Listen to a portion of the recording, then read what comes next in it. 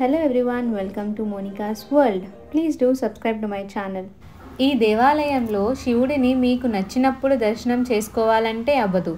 ఆ శివుడు లేదా సముద్రుడు కరుణిస్తేనే మీరు దర్శనం చేసుకోగలరు. ఎందుకంటే ఈ దేవాలయం సముద్రం లోపల ఉంటుంది. జీవితంలో ఒక్కసారైనా చూడాల్సిన దేవాలయం ఇది. ఈ దేవాలయం యొక్క ప్రత్యేకత, విశేషాలు, ఎలా వెళ్ళాలి, ఎప్పుడు వెళ్ళాలి అనేది పూర్తిగా ఈ వీడియోలో వివరిస్తాను. స్కిప్ చేయకుండా ఫుల్గా చూడండి.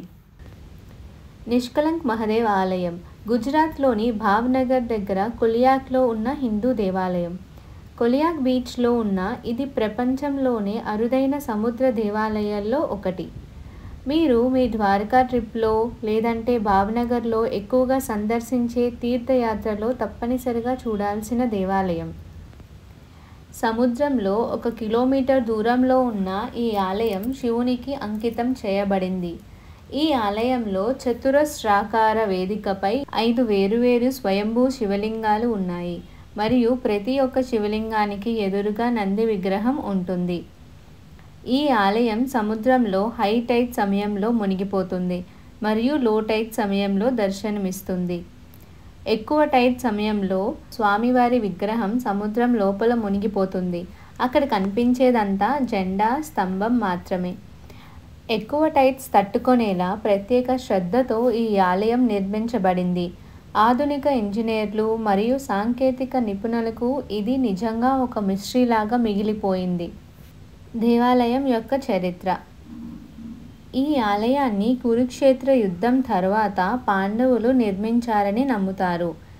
కౌరవులందరినీ చంపిన తర్వాత పాండవులు తాము చేసిన పాపాలకు బాధపడటం ప్రారంభించారని పురాణాలు చెప్తున్నాయి. పాండవులు తమ పాపాలకు విముక్తిని కనుగొనడానికి కృష్ణుణ్ణి సంప్రదించారు. అప్పుడు వారికి నల్ల జెండా మరియు నల్ల ఆవును అందజేసి వాటిని వెంబడించమని శ్రీకృష్ణుడు చెప్పారు. జెండా మరియు ఆవు రెండూ తెల్లగా మారినప్పుడు వారందరూ క్షమించబడతారని చెప్పారు. ఆ తర్వాత శివునికి క్షమాపణ చెప్పమని కూడా శ్రీకృష్ణుడు కోరారు. వారు ఆవును తీసుకెళ్లిన ప్రతి చోట చూశారు. అలాగే అనేక సంవత్సరాల పాటు జెండాను చాలా ప్రదేశాలకు వెళ్ళి చూశారు. అయినప్పటికీ తెల్లగా మారలేదు. చివరగా వారు కొలియాక్ బీచ్ చేరుకున్నప్పుడు రెండూ తెల్లగా మారాయి మరియు వెంటనే పాండవులు శివుడిని ధ్యానించారు. అలాగే వారు చేసిన పాపాలను క్షమించమని వేడుకున్నారు. వారి ప్రార్థనలకు ముగ్ధుడైన శివుడు ప్రతి పాండవునికి లింగం రూపంలో కనిపించారు. అందువల్ల వారు దానిని నిష్కలంక్ మహాదేవ్ అని పేరు పెట్టారు. అంటే మచ్చలేనిది, శుభ్రంగా మరియు అమాయకమైనది అని అర్థం. భారతీయ క్యాలెండర్ ప్రకారం శ్రావణ మాసంలో అమావాస్య రాత్రి భాదార్వి అనే ప్రసిద్ధ జాతర జరుగుతుంది.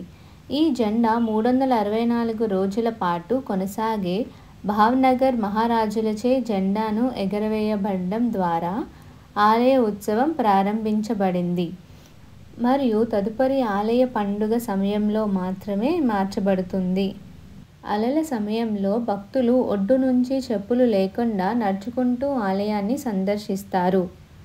భక్తులు ముందుగా ఆలయానికి చేరుకున్న తర్వాత పాండవుల చెరువు అని పిలువబడే చెరువులో చేతులు మరియు కాళ్ళు కడుక్కొని ఆపై మందిరాన్ని సందర్శిస్తారు. ముఖ్యంగా అమావాస్య రోజు అండ్ పౌర్ణమి రోజుల్లో టైడ్స్ చురుకుగా ఉంటాయి మరియు ఈ రోజుల్లో టైడ్స్ అదృశ్యమవుతాయని భక్తులు ఆసక్తిగా ఎదురు చూస్తారు. దేవాలయం సందర్శన మొత్తం దానిపై ఆధారపడి ఉంటుంది కాబట్టి పుణ్యక్షేత్రాన్ని సందర్శించే ముందు సముద్రపు ఆలయాలు మరియు తక్కువ అలలను దయచేసి గమనించండి. ప్రతిరోజు ఒకే సమయంలో ఆలయాన్ని సందర్శించడం వీలు కాదు. ఎందుకంటే ప్రతిరోజు వేరువేరు సమయంలో అలలు వెనక్కి వెళ్తాయి. మేము వెళ్ళిన రోజు మధ్యాహ్నం 1 గంటకు అలలు కరెక్ట్గా వెనక్కి వెళ్ళాయి. మళ్ళీ తిరిగి 4 గంటలకు దేవాలయం సముద్రంలో మునిగిపోయింది. అక్కడున్న స్థానికుల ద్వారా ఒక విషయం అర్థమైంది. అదేంటంటే తిథుల ప్రకారం అలలు వెనక్కి వెళ్తాయని.